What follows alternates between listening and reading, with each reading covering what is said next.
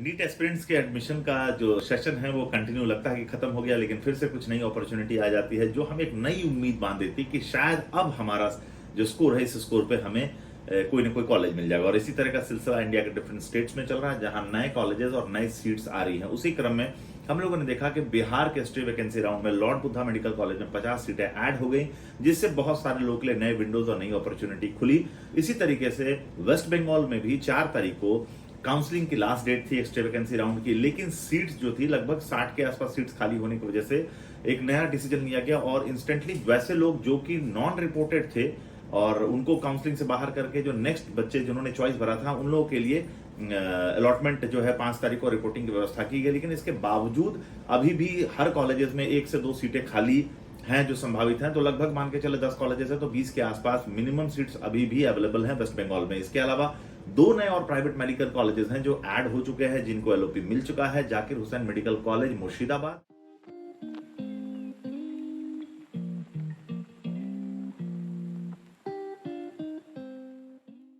और east west medical college आपके वर्धमान में।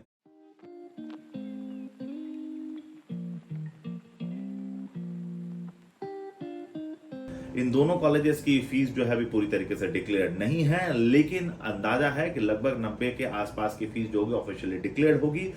प्रयासरत हैं कॉलेजेस की शायद जो फीस जो हो वो बाकी कॉलेजेस की तुलना में 99 की फीस उनको भी अप्रूवल मिले। कहां पे ये फीस जाकर के सेटल होगा ये अभी क्लियर नहीं है, क्योंकि कॉलेजेस स्टिल अभी फाइट कर रहे हैं कि उनको जो 50-50 सीटों का अप्रूवल मिला है उसके एवज में उनको 100 सीट्स का अप्रूवल मिल जाए, जिसके चलते जो भी लीगल प्रोसीजर है वो फॉलो कर रहे हैं। और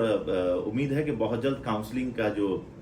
शेड्यूल और डेट है वो भी अनाउंस होगा और उसमें देखने को मिलेगा कि एग्जैक्टली एनएमसी के द्वारा इनको 50 सीटों की काउंसलिंग करने का मौका मिलता है या फिर सीटों की संख्या और बढ़ाई जाती है। कुछ नए कॉलेजेस भी हैं वो भी प्रयासरत हैं कि उनको भी अप्रूवल मिले, तो लेकिन अभी तक क्लियर नहीं है, इसलिए मैं किसी का नाम बोलना उचित नहीं है। लेकिन और भी कुछ कॉलेजेस हैं जो कि प्रयास कर रहे हैं कि उनको सीट्स जो है इस बार अप्रूवल मिले और वो काउंसलिंग ले पाए। और कुछ पुराने कॉलेजेस भी हैं वो भी सीट्स के अप्रिशिएशन के लिए ट्राई कर रहे हैं कि उनके यहाँ भी 50 सीट बचे। तो अभी वेस्ट बंगाल में काफी कुछ देखने का मौका हमें मिलेगा। फिलहाल एनएमसी ने लास्ट डेट 23 तारीख कर दी है और आज 11 तारीख हो चुका है, अभी तक कोई भी डेट डिक्लेयर नहीं हुई है काउंसलिंग की। तो अगले 12 दिन में काउंसलिंग खत्म हो जाएगी या फिर काउंसलिंग का डेट और आगे एक्सटेंड होगा, ये तो आपको ऑफिशियली गवर्नमेंट की वेबसाइट को विजिट करना पड़ेगा, WBMCC को और एमसी की वेबसाइट को, ताकि आपको वहां पे डेट्स के बारे में पता चल जाए। लेकिन फिलहाल वैसे स्टूडेंट्स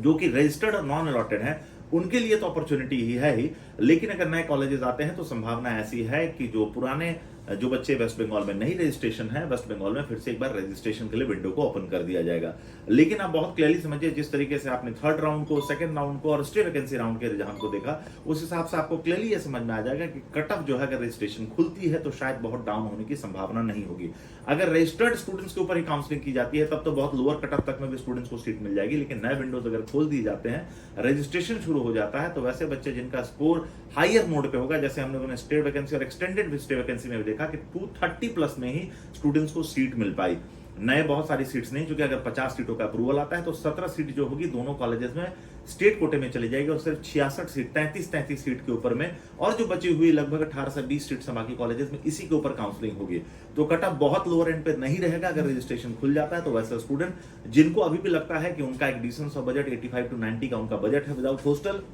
और वो 2024 सेशन में एडमिशन के लिए इंटरेस्टेड है और अभी तक उन्होंने वेस्ट बंगाल का रजिस्ट्रेशन नहीं किया है,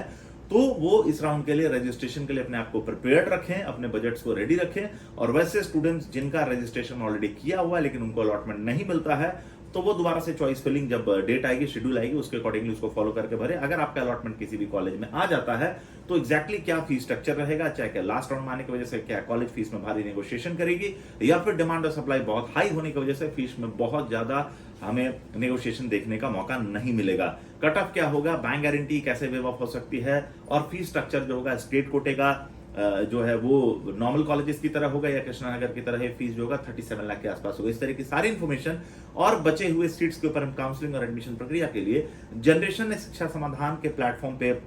आप जुड़े रह सकते हैं। मैं सुरेश कुमार प्रयास करूंगा सही और सटीक जानकारी देने की, ताकि आपको सही इन्फॉर्मेशन और सही गाइडेंस के माध्यम से आपको कॉलेजेस में एडमिशन देने में हम लोग सहयोग कर पाए। तो अब नए हैं तो वीडियो को जरूर, चैनल को जरूर सब्सक्राइब कर ले और वीडियो को अपने जरूरतमंद फ्रेंड तक जरूर भेजें। अगर आप खुद एक नीट एस्पिरेंट है तो शायद ये वीडियो आपकी मदद करे एडमिशन और काउंसलिंग में, लेकिन अगर आप नीट एस्पिरेंट नहीं है तो उस वैसे व्यक्ति तक इस वीडियो को जरूर शेयर करने की कोशिश करिए जो कि नीट एस्पिरेंट है। जनरेशन है शिक्षा समाधान रैंक बेस्ड काउंसलिंग और मैनेजमेंट कोटा और एनआरआई कोटा बेस्ड एडमिशन में भी स्टूडेंट्स को डॉक्यूमेंटेशन से लेकर रजिस्ट्रेशन से लेकर अलॉटमेंट तक में complete assistance and guidance provide करती है। बहुत बहुत धन्यवाद आपका इस वीडियो को वॉच करने के लिए। Thank you very much.